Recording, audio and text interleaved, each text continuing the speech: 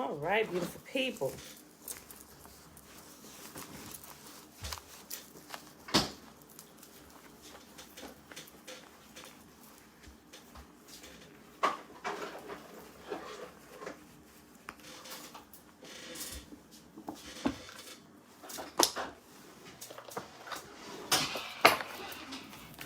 Happy Tuesday, beautiful people.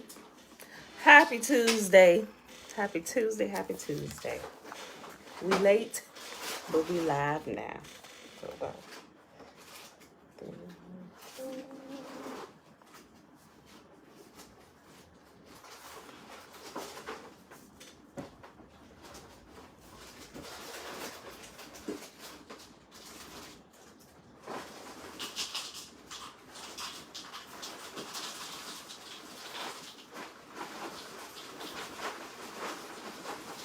All right, beautiful people. Happy Tuesday. It is November the 16th, 2021, day 303 of year 3.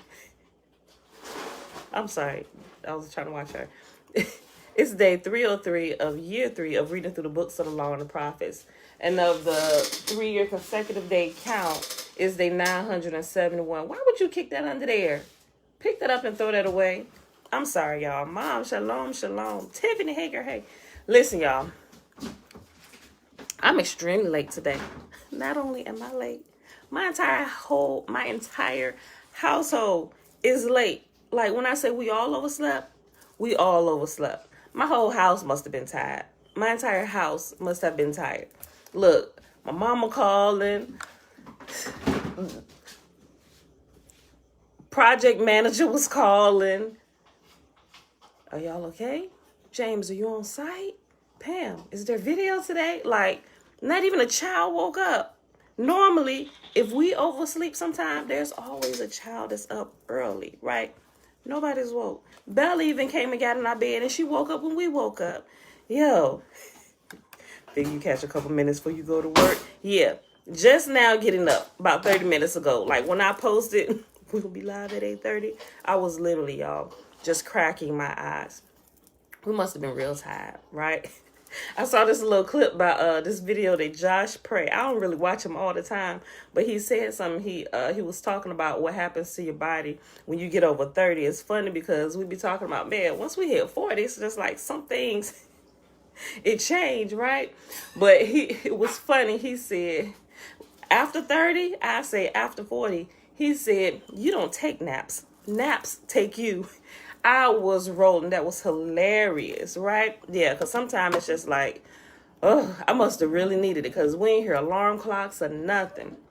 And we were up late talking about business and stuff. So we did go to bed extremely late, like after 2 o'clock late. So made sure everything was set. We ain't hear nothing. Nothing. So that's why we late today. Everybody overslept. All right, beautiful people. So today, we are reading Psalms 104 through 108, and we picking up where we left off at yesterday in Shakespeare's Secret Messiah on page 236. So if you got to go to work, like Tiffany, I know. I was like, Tiffany definitely ain't going to make it today. Hey, we recorded, just come back. Or if you can listen while you at work, I ain't saying you should make a habit of that because you want your boss's time. You should be giving your full attention to him and what you're supposed to be doing. But I'm just saying, you can come back here. We're always recorded, right? That being said, guys, our website is up. So we're getting everything in order. So it doesn't look like we're just this fly-by-night social media. And if YouTube decide they want to take our stuff down, we lose all our content. I got a couple people that I know personally that have had all of their, don't say right here, say right there, their YouTubes terminated for speaking what they deem to be the truth. Maybe some people didn't like it. Some people reported them. They get strikes because they just said different things that YouTube doesn't like, or you're going against the community rules. They give you a warning. And I'm already on one warning. right? And they removed the second warning they gave me because I was like, wait a minute, I didn't violate. Please show me where. So I'm not sure exactly how I got that. Maybe somebody reported me. Maybe somebody that loved Jesus a little more than I do, right? Maybe they reported me. I don't know. But I was like, yeah, I better get serious about going ahead and backing up my content because I don't want to lose all the videos, right? So I got the website set up. That's step one. Now I'm working on a video hoster. I looked at quite a few of them to see which is the best one and the easiest one to use for the WordPress website that I got set up so it can host all the videos. For now, when you go in there, it's still, when you look at the videos on the website, you'll still see that they're YouTube videos because they're connected to YouTube until I decide which video hoster that I'm going to use. So then I can take each individual YouTube video and transfer it over to that video host and where to no longer be attached to the YouTube. Bless y'all if the YouTube stays up forever, but I don't really believe that's gonna happen for my page. You know, I can feel it. I can feel it deep down in my sha-na-na. I don't know when it's gonna happen, but before they decide to cut me off, I want to make sure that I've done everything and gave y'all enough notice. If y'all decide to still follow and watch the videos, whatever, in the future, at least all the content will be there. And if I'm booted off of social media, we're still somewhere where I control the content and you don't have to pay for it, right? Everything we give, we putting that fire in your chest free of charge. Right? It's just our personal belief, right? If somebody has something or truth to offer you, they shouldn't be asking you for money to help them. That's just my personal belief. Everybody don't believe that way. We know the church run and organizations run on donations of others, right? Other people's support. I think that's all chapter screw. I don't believe that's ever how that was supposed to go, right? When people say, well, y'all uses the people as a real. I get that. I really do. But when you do that, let people stop giving to your organization or to your good church house, right? And let's see what happened to your doors. Everything gets shut down. Not on my watch.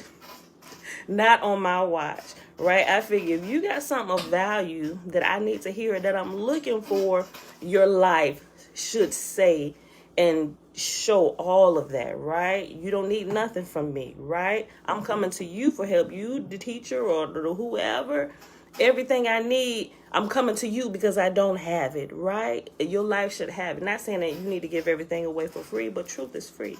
This ain't costing me nothing but a little bit of extra time, which I do anyway, right? Something I already do anyway, and my cell phone, on my laptop, right? I made a habit of doing. I figured, you know what?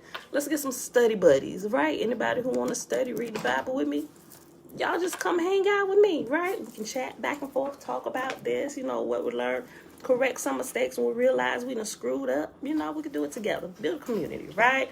But not charge you anything. And I made that clear on the website too. We do not take donations. It's quite a few people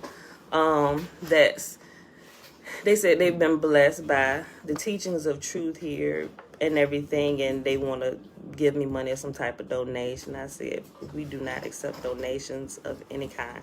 No gifts, monetary, non-monetary.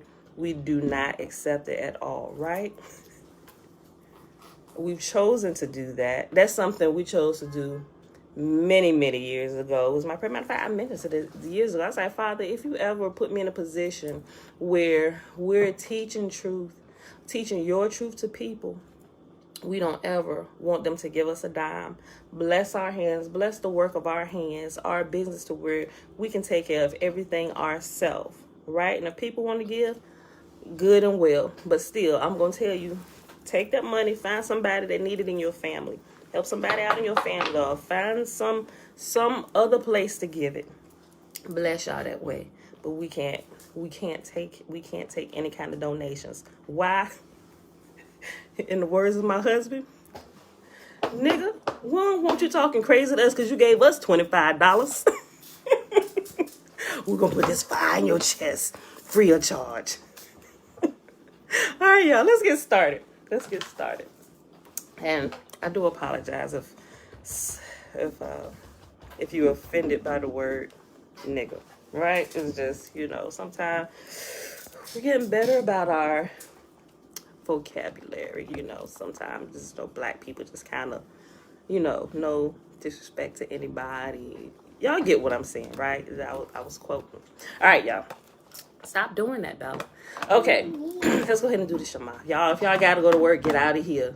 Go render unto Caesar what is due unto Caesar. Here, I'm Caesar.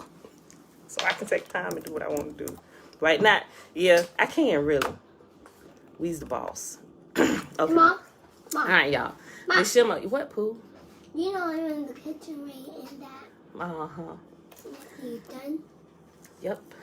The Shema is found in Deuteronomy chapter 6, verse 3. Hear, therefore, O Israel, and observe to do it, that it may be well with you, and that you may increase mightily. As Yahuwah, the mighty one of our fathers, has promised us in a land that flows with milk and honey. Hear, O Israel, Yahuwah, our mighty one, he is one. And you shall love Yahuwah, your mighty one, with all your heart and with all your soul and with all your might. And these words which I command you this day shall be in your heart. And you shall teach them diligently unto your children, and shall talk of them when you sit in your house, and when you walk by the way, and when you lie down, and when you rise up. And you shall bind them for a sign upon your hand, and they shall be as frontlets between your eyes. And you shall write them upon the posts of your house and on your gates. And Yahuwah commanded us to do all these statutes, to fear Yahuwah, our mighty one, for our good, always, that he might preserve us alive, as it is at this day. That mean, wait a minute, Tootie. Wait a minute. And it shall be our righteousness if we observe to do all these commandments before Yahuwah, our mighty one, as he has commanded us. Yes, Bella. This tastes like cream of wheat. And you really had to tell me that, like right now, that tastes like cream of wheat. Y'all. Okay, let me pull this up. Hold on. And it tastes like cream of wheat. Tastes like cream of wheat. Okay. All right. Psalm 104. Okay, adjust this and bring this up. We'll bring y'all back up. Jake, shalom. Jimmy, shalom, shalom. Yesaf, shalom, shalom. Yes, truth belongs to Yah. Bless him and him alone. Right? All right. All right, Psalm 104. Let all that I am praise Yahuwah. O Yah, my God, how great you are. You are robed with honor and majesty. You are dressed in a robe of light. You stretch out the starry curtain of the heavens. You lay out the rafters of your home in the rain clouds.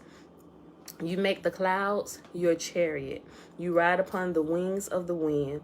The winds are your messengers. Flames of fire are your servants. You place the world on its foundation so it would never be moved. You clothe the earth with floods of water that cover even the mountains. At your command, the water fled. At the sound of your thunder, it hurried away. Mountains rose and valleys sank to the levels you decreed. Then you set firm boundary for the seas, so they never again will cover the earth. You make springs pour waters into the ravines, so streams gush down from the mountains. They provide water for all the animals, and the wild donkeys quench their thirst. The birds nest beside the streams and sing among the branches of the trees. You send rain on the mountains from your heavenly home, and you fill the earth with the fruit of your labor.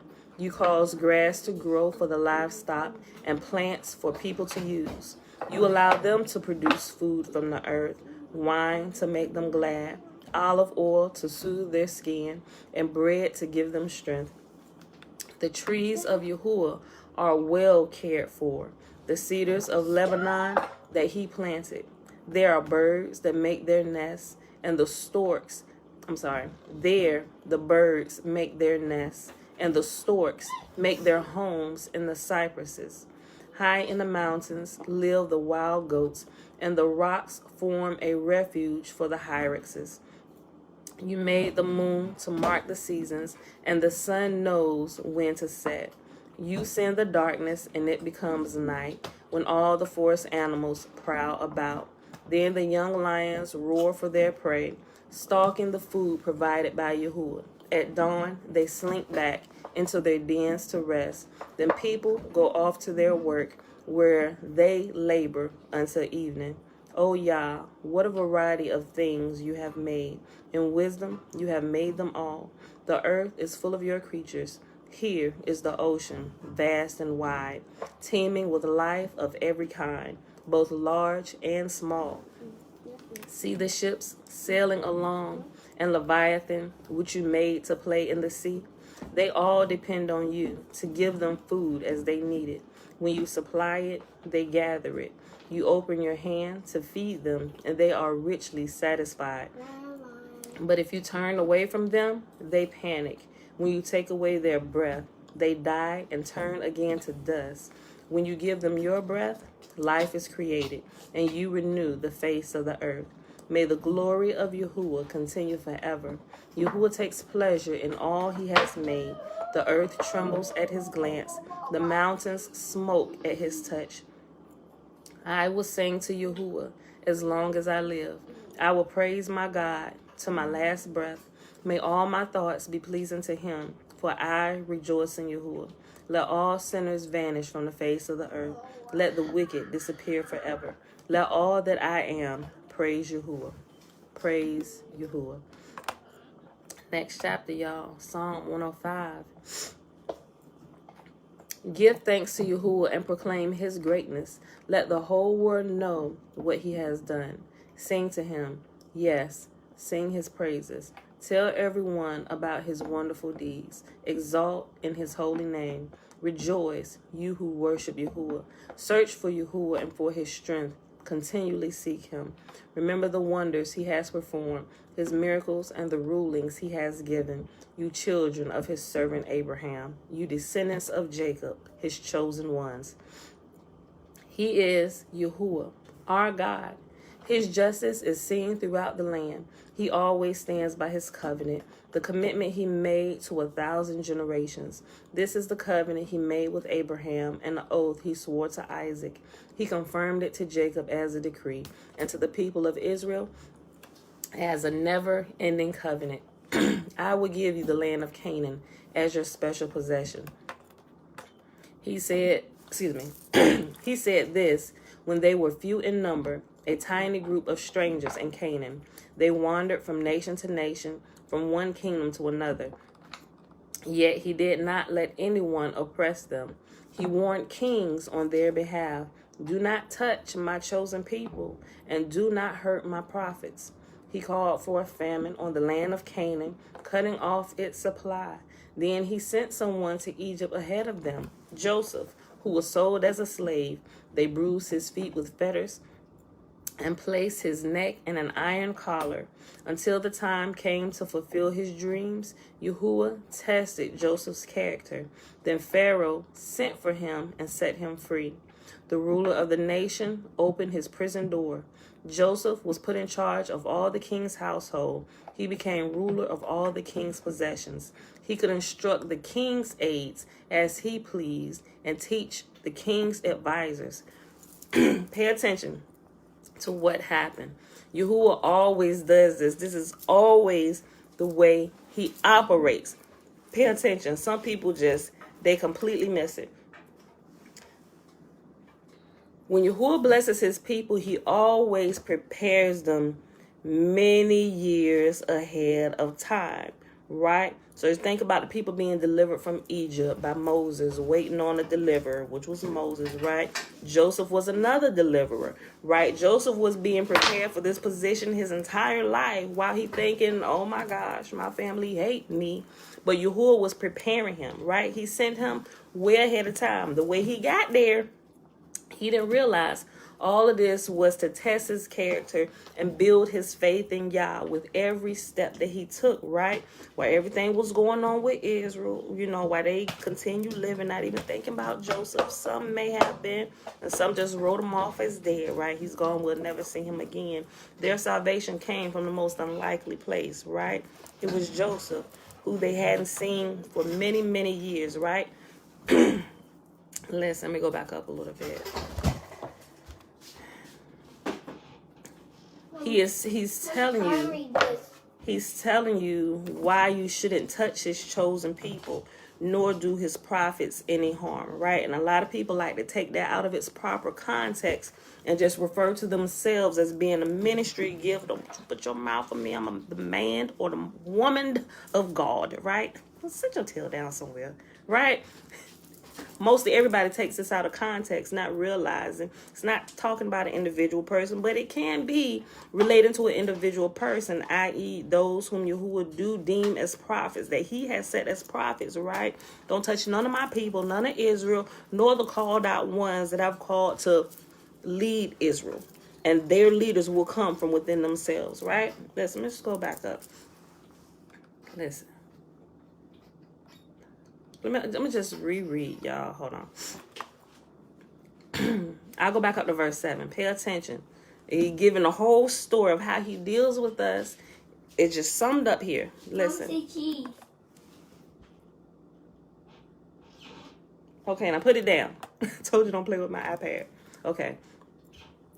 He is Yahuwah, our God. His justice is seen throughout the land. Like if we had a bird's eye view of the lives of Yahuwah's people, if we just step back, we can see Yahuwah operating in every single area where it seemed like individual catastrophes and things are going on. It's really a beautiful orchestration that's happening. Even those things we seem to think are tragic. It's creating a bigger, beautiful picture and a more beautiful outcome for all those involved, right? Yahuwah is our God. His justice is seen throughout the land. He always stands by his covenant, the commitment he made to 1,000 generations. This is the covenant he made with Abraham and the oath he swore to Isaac. He confirmed it to Jacob as a decree and to the people of Israel as a never-ending covenant. And here's what it is. I will give you the land of Canaan as your special possession. Remember, the land of Canaan is the promised land, right? It was the land that was always promised to Israel even before Canaan's father took the land and named it after his son. It doesn't matter that it's been called Canaan land, the land of Canaan, all these times. That land still belongs to Israel. And it's more than just this little, right? Listen. So when you think of promised land, it's the land that was always promised to us from the beginning when he gave it to us, right? Go read Jubilees. He confirmed it to Jacob as a decree and to the people of Israel as a never-ending covenant. I will give you the land of Canaan as your special possession, right? You got to be careful because they're trying to get you to give up land. That's all they've been doing. They taking everything you own. And the most valuable thing is the land. That's why most of Yahuwah's people don't own nothing. I'm like, y'all better get y'all some land. Look. He said this when they were few in number, a tiny group of strangers in Canaan. They wandered from nation to nation, from one kingdom to another. Yet he did not let anyone oppress them. He warned kings on their behalf. Do not touch my chosen people and do not hurt my prophets. He called for a famine on the land of Canaan, cutting off its food supply. Then he sent someone to Egypt ahead of them. Now we're about to talk about Joseph. Pay attention. Then he sent someone to Egypt ahead of them, Joseph, who was sold as a slave. They bruised his feet with fetters and placed his neck in an iron collar. They're already violating, right? Do not touch my chosen people. Do not hurt my prophets. Although they didn't know at the time that Joseph was chosen.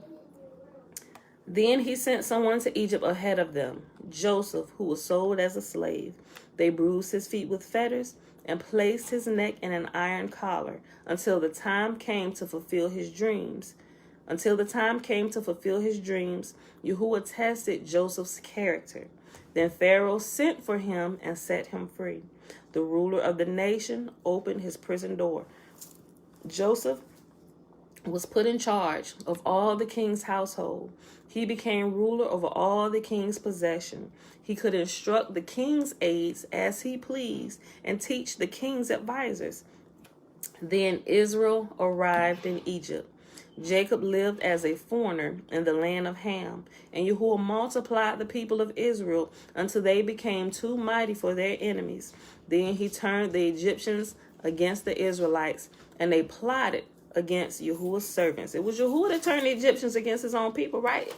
He developing the character and the faith of his people. People, listen. Then he turned the Egyptians against the Israelites, and they plotted against Yahuwah's servants. But Yahuwah sent his servant Moses along with Aaron, whom he had chosen. They performed miraculous signs among the Egyptians and wonders in the land of Ham. Yahuwah blanketed Egypt in darkness, for they had defied his commands to let his people go. He turned their water into blood, poisoning all the fish. Then the frogs overran the land and even invaded the king's bedrooms. When Yahuwah spoke, flies descended on the Egyptians, and gnats swarmed across Egypt. He sent them hail instead of rain, and lightning flashed over the land. He ruined their grapevines and fig trees and shattered all the trees. He spoke, and hordes of locusts came, young locusts beyond number. They ate up everything green in the land, destroying all the crops in their fields. Then he killed the oldest son in each Egyptian home, the pride and joy of each family. Yahuwah brought his people out of Egypt, loaded with silver and gold, and not one among the tribes of Israel even stumbled. Egypt was glad when they were gone, for they feared them greatly. Yahuwah spread a cloud above them as a covering, and gave them a great fire to light the darkness. They asked for meat, and he sent them quail. He satisfied their hunger with manna, bread from heaven. He split open a rock, and water gushed out to form a river through the dry wasteland. For he remembered his sacred promise to his servant Abraham. What was the promise? That the land of Canaan belonged to them, and it was going to be theirs forever, him and his descendants, right? Even those who were yet to be born for many generations. So in order to accommodate all them people and the people that's coming, there has to be a perfect balance with those being born and those dying, leaving space for those coming, right? The land had to be very vast, because think about how many people live during one generation. There's always at least 4 generations living at one time. And as people are taking care of their bodies, sometimes in some families you see 6 generations alive during one period of time. And in that generation, one generation can see 6 generations from their family line alive on earth today, right? So Yahuwah had to account for all of that. How vast and big must this land be? Could it be that just a little slither that they tell us that that's always in the news? It will blow your mind exactly how big and vast this land is, right? Okay. They went to great lengths, not even talking about it. Listen. He split open a rock, and water gushed out to form a river through the dry wasteland. For he remembered his sacred promise to his servant Abraham. So he brought his people out of Egypt with joy, his chosen ones with rejoicing. He gave his people the lands of pagan nations, and they harvested crops that others had planted. All this happened so that they would follow his decrees and obey his instructions. Praise Yahuwah. All right, y'all. Next chapter, Psalm 106. We still got a couple more. Hold on. Jake said, I have a question. Hold on. I got to move this over so I can see it. I have a question. Do you share the same theory like some other Hebrew... I can't see this. Okay. Do you share the same theory like some other Hebrew channels like Big Judah, who say America is the real promised land? No. Jack? Okay. No, I'm joking. I think my husband half heard the question. Oh, no. Now, with me, the jury is still out on this because I'm looking at both sides, and there is a. And I will say, because I don't quite understand some of the boundaries. All right, babe. I love you too. Some of the boundaries, and how the land was divided up. I don't know, right? But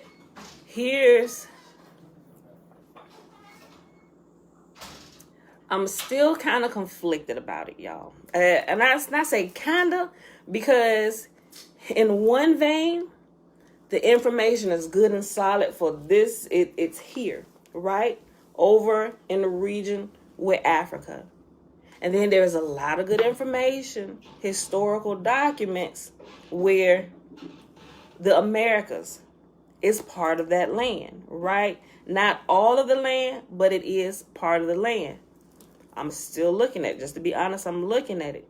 But then I had to think, I was like, okay, what about the surrounding nations that we always read about that Israel was at war with, right? Some of them had to be kind of close. So we look at some of these nations and see if we use the names of the lands today. Some of the lands still retain the same name or close to the same name that they had in the biblical days, right?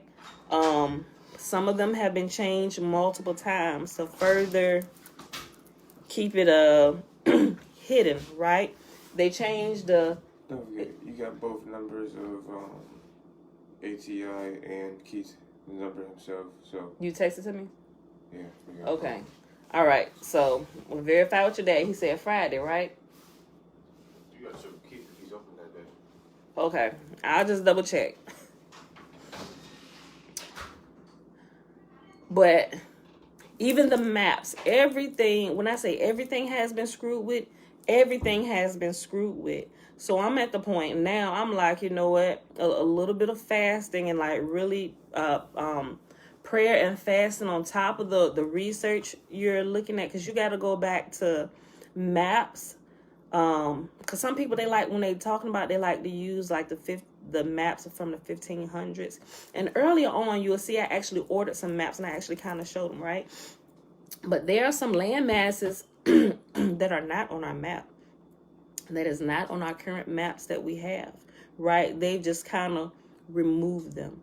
And also the maps are, the way we look at the map today, the way we're looking at it, which looks right side up, it's really upside down, right? So all of these things I'm taking into consideration. I don't argue the point with either because I really think it's a combination of both of the land masses over here and over there, right? Not all of it, but a portion of it.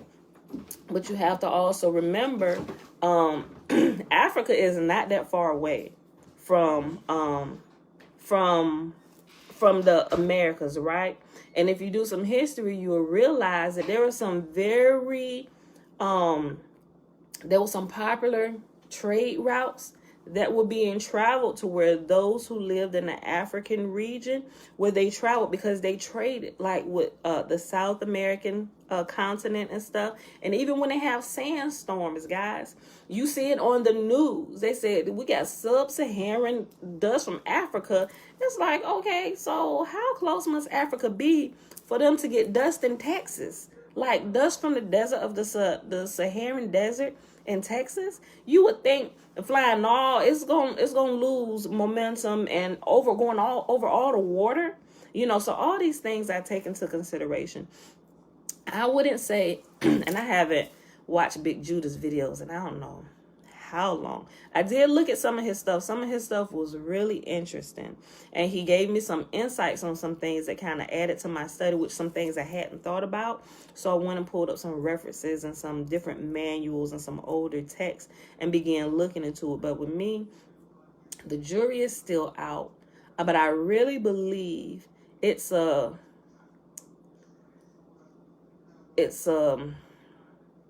I would say it's a compilation.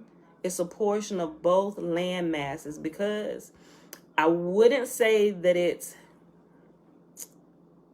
don't quote me on this, but at this point, I wouldn't say it's all of the Americas, North and South, simply because, and I could be, like, I really could be wrong on this.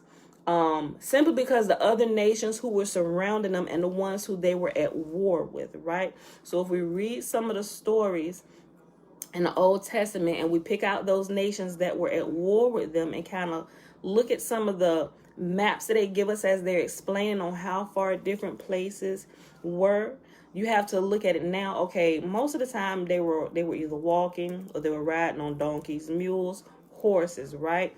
We kind of sped up time to where we can get to places a lot faster, so it doesn't take us as much time to cross certain lands. But guys, I think there's like I got a lot of research on this, but when I say there's missing land masses, there are missing land masses, like, not that they're missing, they're here. We just aren't allowed to go there, right? They keep it hidden. They don't put it on the map so nobody thinks about it, right? But they still exist. They still exist. So that's where I'm going to just kind of leave it at that, right? But there is good evidence that some of the Americas, a lot of the South American continent, is a portion of the land. If you look at, a lot of people say, well, look at the pyramids. Some of the pyramids over here are older than the ones over there. Yeah, that's a valid point. It's a valid point, right? But also remember that there were places, as Israel traveled and moved around and as they was dispersed, because they migrated a lot, right?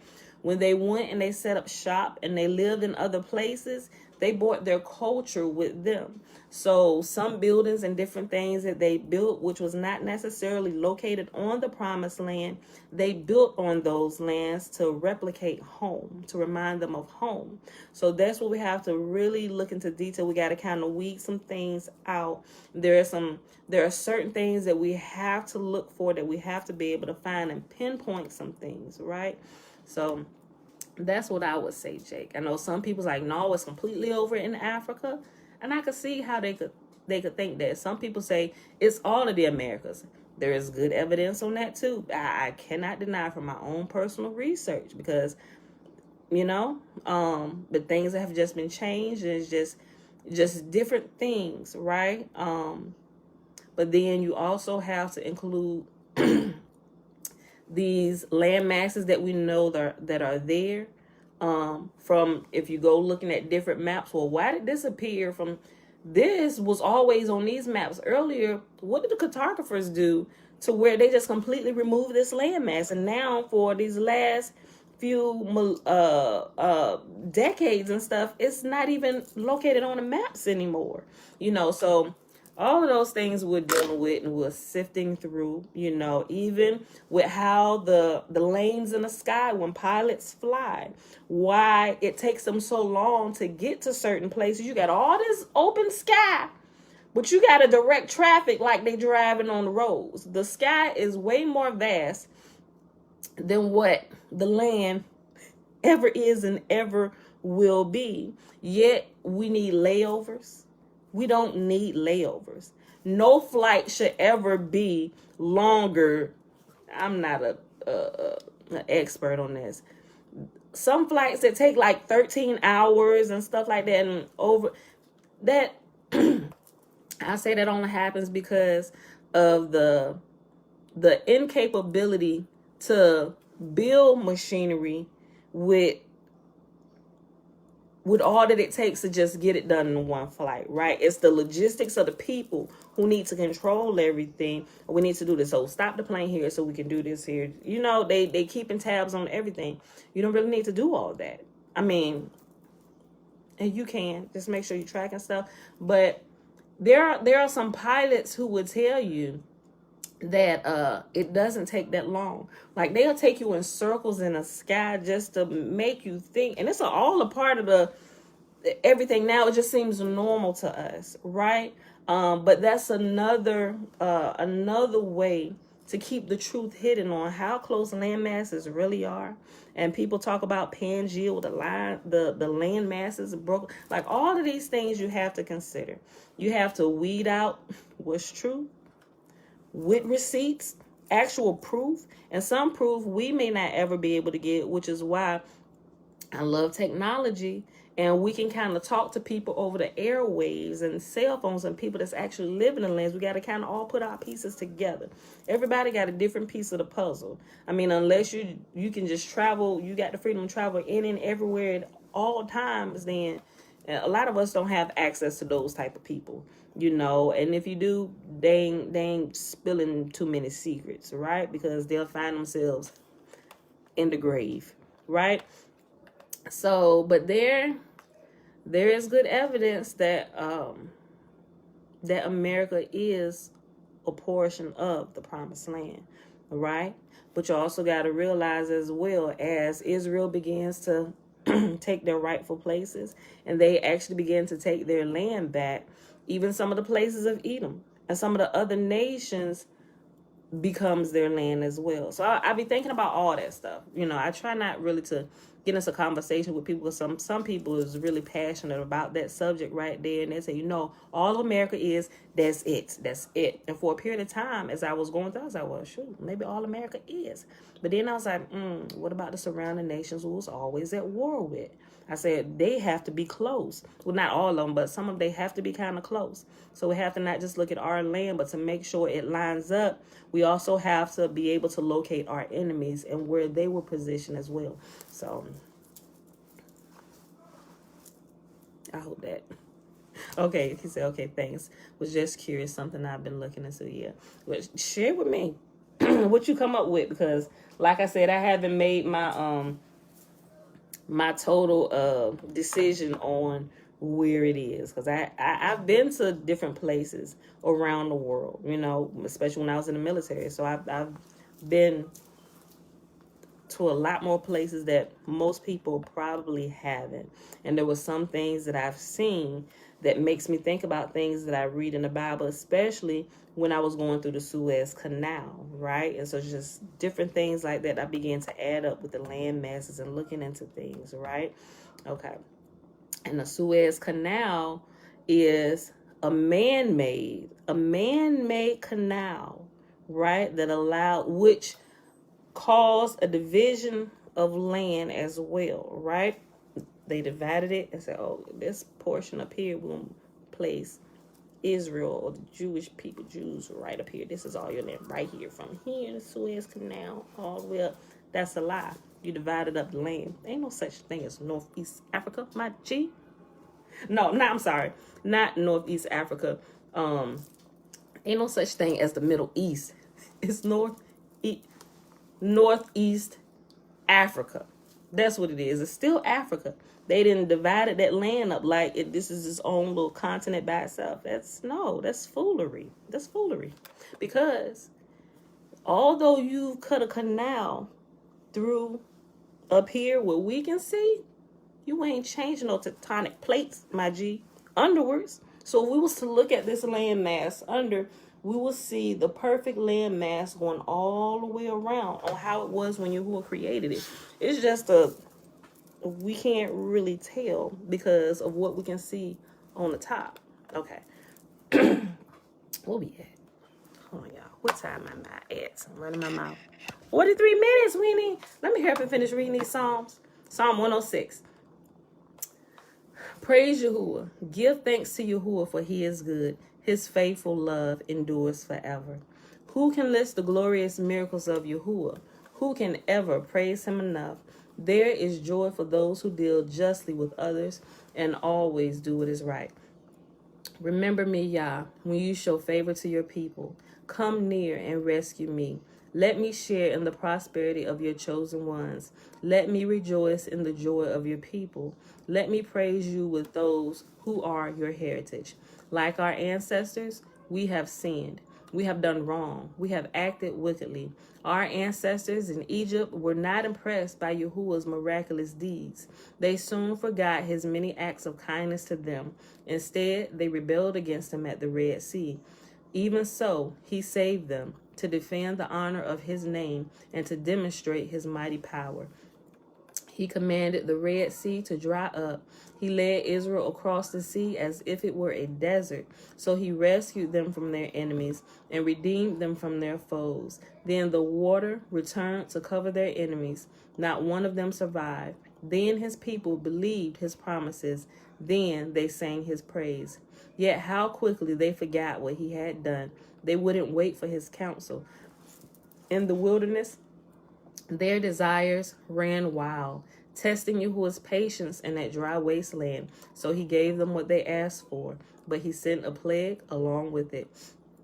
The people in the camp were jealous of Moses and envious of Aaron, Yahuwah's holy priest. Because of this, the earth opened up. It swallowed Dathan and buried Abiram and the other rebels. Fire fell upon their followers. A flame consumed the wicked. The people made a calf at Mount Sinai. They bowed before an image made of gold. They traded their glorious God for a statue of a grass-eating bull. They forgot Yahuwah, their Savior, which had done such great things in Egypt, such wonderful things in the land of Ham, such awesome deeds at the Red Sea. So he declared he would destroy them. But Moses, his chosen one, stepped between Yahuwah and the people. He begged him to turn from his anger and not destroy them. The people refused to enter the pleasant land, for they wouldn't believe his promise to care for them. Instead, they grumbled in their tents and refused to obey Yahuwah. Therefore, he solemnly swore that he would kill them in the wilderness, that he would scatter their descendants among the nations, exiling them to distant lands. Then our ancestors joined in the worship of Baal at Peor. They even ate sacrifices offered to the dead. They angered Yahuwah with all these things, so a plague broke out among them. But Phinehas had the courage to intervene, and the plague was stopped. So he had been regarded as a righteous man ever since that time. At Meribah too, they angered Yahuwah, causing Moses serious trouble. They made Moses angry, and he spoke foolishly. Israel failed to destroy the nations in the land as Yahuwah had commanded them. Instead, they mingled among the pagans and adopted their evil customs. They worshipped their idols, which led to their downfall. They even sacrificed their sons and their daughters to the demons. They shed innocent blood, the blood of their sons and daughters, by sacrificing them to the idols of Canaan. They polluted the land with murder. They defiled themselves by their evil deeds, and their love of idols was adultery in Yahuwah's sight. This is why Yahuwah's anger burned against his people, and he harbored his own special possession. He handed them over to the pagan nations, and they were ruled by those who hated them. Their enemies crushed them and brought them under their cruel power. Again and again he rescued them, but they chose to rebel against him, and they were finally destroyed by their sin. Even so, he pitied them in their distress and listened to their cries. He remembered his covenant with them and relented because of his unfailing love. He even caused their captors to treat them with kindness. Save us, O Yahuwah our God. Gather us back from among the nations so that we can thank your holy name and rejoice and praise you. Praise Yahuwah, the God of Israel, who lives from everlasting to everlasting. And let all the people say, amen. Praise Yahuwah. All right, beautiful people. We're going to pause here. I put 104 to 108, not realizing how long they were. So we're going to stop right here at 106, which is our normal 3 chapters for the day. So that was 104 through 106. All right, y'all. Shalom, Perry. Shalom, shalom. Trina, hey, girl, hey. All right, y'all. So let's go over here. What we got? We have 48 minutes. We ain't going to finish this chapter today, which we should have been finishing today. So hop on over here, page 235. This is chapter 9. Guys, we might not start in chapter 11. Will we start talking about Revelation till Saturday or Sunday? But anyway, all right, y'all. It was something else I was about to say. Something. Oh, Jake. Back to the thing. Another thing. Also think about Antarctica, right? There's a lot going on with Antarctica that we don't really know about. And the real purpose of all the nations having a treaty that we can't agree on nothing else, but we're gonna agree that ain't nobody gonna go over here to Antarctica. We're gonna set up bases. You got a representative from every nation set up over here in Antarctica, but we ain't gonna let nobody else go, right? This is something that we just kind of need to keep under wraps, right? Look into that too, because that had, how can I say this? It's really interesting on some of the things you will find and some of the things that have been leaked from Antarctica, right? You remember the guy, what's his name? The famous leaker person when former President Trump was in office. I forget his name. Start with that. I think it's like Julius Assange or something like that. I could have that wrong. No, hardhead. What's going on? Not Snowden. I'm gonna have to look up his name. I can see his face. I just forget his name. I think it's like Julius Assange or something like that. I could have that wrong. But anyway, he was a famous leaker of information. And during this time, there was some, matter of fact, I mentioned it. I forget which video. Maybe I can check my videos. I'm not even sure if it's still up. Matter of fact, the information that I downloaded, oh my gosh, it's on my, I wonder if I saved it to the cloud. There were some things. I know somebody personally that was stationed in Antarctica, y'all, while on active duty. And it's interesting, some of the things that they told us that would happen over there. Yes, it's cold in some portions, but not all of Antarctica is cold, y'all. Not all of Antarctica is cold.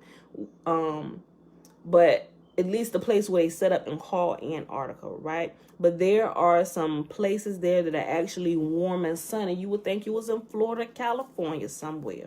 You know, maybe over in Hawaii, right? And it has wildlife over there, animals and stuff like it's summertime, right? But I gotta find that.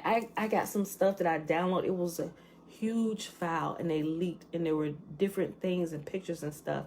But I got it saved to my not the laptop that I just decommissioned, but the one before that, and it's still upstairs. I got it. I gotta find another cord for it. I know I got it saved. I'm gonna have to look into that, but see if that, and I got some links saved. I'm not sure if they're still active because I didn't just think about them till now. But there are some very interesting things about Antarctica, and I'm not sure if it's a part of the land that belongs to us or exactly what it is. But the reason why they hide that has something to do with Yahuwah's people. I haven't quite put it all together yet, but there's a reason why all the nations have conspired to hide this, right? So I'm just like, Father, teleport me there or something so I can see with my own eyes, you know. So, but I don't know, y'all. I don't quite know yet. Like I said, I got a lot of pieces of the puzzle, and I'm just, you know, I just kind of things that I kind of hit a wall on. I just kind of set it aside for the moment until I come across some more information or somebody mentions something or somebody has a piece of information that adds to what I have. And, you know, so, but Antarctica, I'm telling you, look into that, Jake. I'm not sure if you have already, but there's some interesting things, right? Okay. But for the sake of time, let's get back to the reading because I really should be ending it today. So let me go ahead and read a little bit of this. Okay, pause on page 235. I mean, shucks, we already like an hour late starting, but if you got to go to work, get out of here. Go run unto Caesar what is doing to Caesar, right? Now, let me go ahead and read this. Okay. At this point, Shylock exits, and that's Act 4, Scene 1, line 359, and is not seen again, but at the end of the play, he sends a special deed of gift that gives all he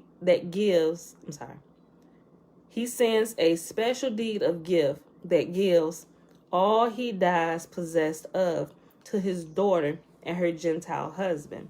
Act 5, Scene 1, line 293. The playwright leaves it to the audience to make the determination as to what Shylock has done off stage and what exactly he has left to his heirs. Remember, so he's a crypto Jew, right? He's acting like a Gentile, so he wouldn't be discovered that he was Hebrew and, be done away with. And his daughter, she's just, I'm gonna live the life of a Gentile. I'm gonna marry a Gentile. I don't even want to be known as Hebrew, right? And these were people of color, as we've identified, they were Negroes. The playwright leaves it to the audience to make the determination, and I say that because it plays a big part. You have to know that piece of information, right? So some people say, well, because it plays a big part. It plays a really big part, and you have to know some of the details. Because if you don't know that, you would get some things wrong down the line, and why it's important. The playwright leaves it to the audience to make the determination as to what Shylock has done off stage and what exactly he has left to his heirs. Since this play uses the word choice or its derivatives over 40 times, it is appropriate that the audience is presented with a choice as to how Shylock responded. The surface narration suggests that Shylock decided that he loved his daughter, so he has converted to Christianity and signed the deed of gift that allowed her to inherit his wealth. This interpretation is unsatisfying because it has no relation to several of the major themes of the play, particularly the treatment of Shylock by his daughter. Shylock has promised to sign the deed, but he has not made any promise to convert to Christianity, which is a necessity to give any effect to his signature. What Shylock actually did can be determined by the facts presented in the play. We know that Shylock was strongly committed to Judaism and that he did not like Christian fools. Act 2, Scene 5, line 33. We also know that the role of Jessica is a troubled and troubling one. Jessica stole her father's ducats and used them for a spending spree. She has even stole his turquoise wedding ring and traded it for a monkey. She was ashamed to be his daughter, married a Gentile, and has changed her religion to Christianity. We know that Shylock thinks that his daughter is damned. Act 3, Scene 1, line 26. Jessica has broken away, her very name being a reference to the strap or jest that normally keep a falcon safe on its master's arm. Even if she was fledged and ready to leave home and get married, Act 3, Scene 1, line 24, this was no way to have done it. She is described as a thief who slandered her love. Act 4, Scene 2, line 15. And this is where we actually paused at yesterday. The following exchange between Lorenzo and Jessica takes the depiction of the couple as immoral to its highest pitch. It is also another Shakespearean puzzle in that immediately following this conversation describing their unsavory characters, the couple are seemingly rewarded with Shylock's special deed of gift. I love you too, Tootie. All right. Quote, Lorenzo, the moon shines bright in such a night as this, when the sweet wind did gently kiss the trees, and they did make no noise in such a night. Troilus, methinks, mounted the Trojan walls, and sighed his soul toward the Grecian tents, where a crescent lay that night. Jessica, in such a night did Thebes fearfully overtrip the dew, and saw the lion's shadow ere himself, and ran dismayed away. Lorenzo, in such a night stood Dido with a willow in her hand upon the wild sea banks and waft her love to come Mommy. again to Carthage. Mom. They bring your rope down here. Okay, thank you. Jessica. In such a night, Medea gathered the enchanted herbs that did renew old Aeson. Lorenzo. In such a night did Jessica steal from the wealthy Jew, and with an unthrift love did run from Venus as far as Belmont. Jessica. In such a night did young Lorenzo swear he loved her well, stealing her soul with many vows of faith, and never a true one. Lorenzo. In such a night did pretty Jessica, like a little shrew, slander her love. End quote. That's Act 5, Scene 1, line 1 through 20. And y'all probably like, what in the world did they just say? Let's listen to him explain. Therefore, one of the incoherent aspects of the conventional understanding of the play is that Jessica and Lorenzo seems to be rewarded for their immoral behavior at its conclusion. We also know that Shylock stated that he intended to take revenge. As he put it, the villainy you teach me, I will execute, and it shall go hard, but I will better the instruction. Act 3, line 1. I'm sorry. Act 3, Scene 1, line 59 through 68. In other words, the playwright has indicated that Shylock intended to gain revenge upon his wicked Christian instructors. But what was the bettering the instruction that Shylock claimed he was going to do? Viewing the play as a counterattack against the satire in the Gospels makes... You better get to the dining room table. How am I supposed to want something? It's boring in there. Isaiah, don't play with me this morning, little boy. Viewing the play as a counterattack against the satire in the Gospels makes these seemingly illogical elements coherent. From such a perspective, Shylock did not consent to the Gentiles' judgment. After all, he merely said that he was content with it, not that he would obey the dictum. In fact, he was content because he knew the judgment gave him a chance to accomplish just what he said he would. That is, to better the instruction of Christianity. Under this scenario, the original deed of gift was not signed, but rather a different one, described in the final scene as a special deed of gift, which merely left Jessica and Lorenzo all of his possessions at death. Yes! You told they don't use two ropes. But what did Shylock actually leave to his immoral daughter and her Christian husband? If he did not convert to Christianity, then he had no possessions other than his unexercised entitlement to the pound of Anthony's flesh. One of the key themes of the play is that there is much talk of food, and Lorenzo has been constantly expecting to eat. However, as time goes on, dinner is continually failing to appear. Guys, hold on. Let me see my time. I'm going to have to... Mom, when I come out... I'm going to have to pause. We started so late because I got some business I have to take care of. I really do want to finish this, and I was going to try and push it, but I absolutely can't. It's 9:30, and I got some stuff that I absolutely must get done today, right? I ain't on Caesar's time, but there's a good business owner there. Just certain deadlines that we have to meet that we're in charge of, and if we don't keep, it affects the entire company, the people who work for us. So we got to pause right here, right? So let me make the note. All right, y'all.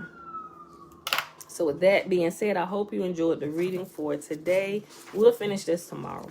I make sure we're on time. We'll go to bed early tonight, y'all, so I don't oversleep, so my whole house can get up on time. Because a lot of time, if I don't get up, my whole house will sleep. So I'm like the alarm clock for my whole house, seeing that I'm always up very early in the morning, right? So if anybody else is running behind or sleeping in, I'll wake them up, right? So if I oversleep, the entire house will oversleep.